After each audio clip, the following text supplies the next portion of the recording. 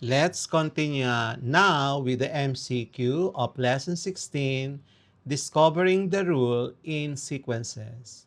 Number 1. What is the next term in the sequence 5, 10, 15, 20? Okay, letter A, 22, letter B, 25, C, 30, D, 35. Number 2.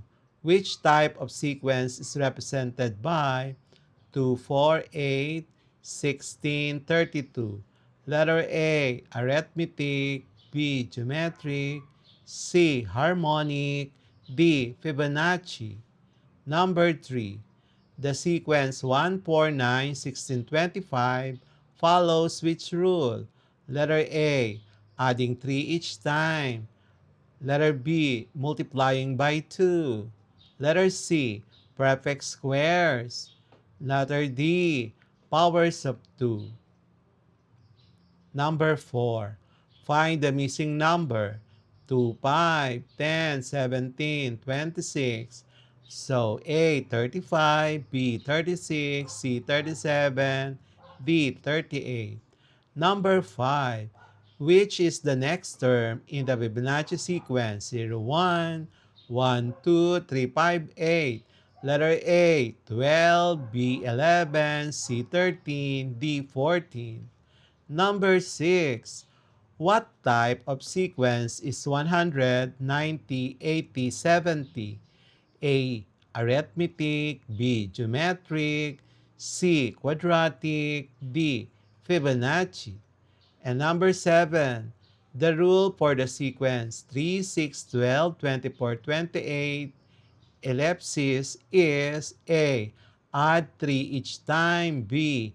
Multiply by 2 each time. C. Multiply 3 each time. Subtract 3 each time. Number 8. What is the next number in the sequence? 1, 8, 27, 64. A. 81. B. 100. C. 121. D. 125. Number 9. Which of the following represents an arithmetic sequence? A. 2, 4, 8, 16, 32. B. 5, 10, 15, 20, 25. C. 1, 2, 4, 8, 16. D. 1, 1, 2, 3, 5. Number 10, the sequence 5, 15, 45, 135 can be classified as A. Arithmetic sequence, geometric sequence, Fibonacci sequence, D. Cubic sequence. And the answer key for lesson 16, please proceed to lesson 17. And the answer key for lesson 15, determining the next term of a pattern, including the Fibonacci sequence, is as follows. Number 1, B, 23.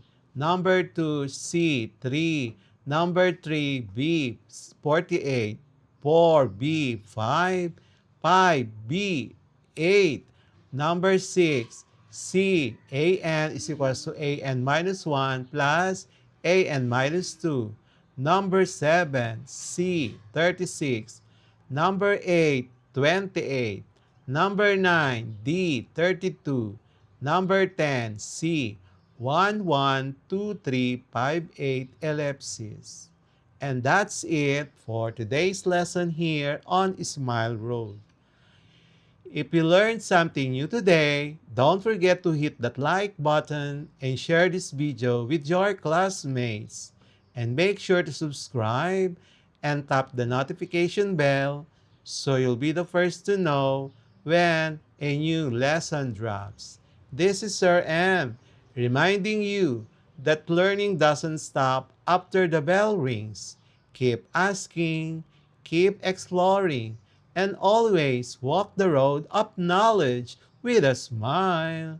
Smile Road, where curiosity meets discovery. See you in our next lesson. Bye-bye.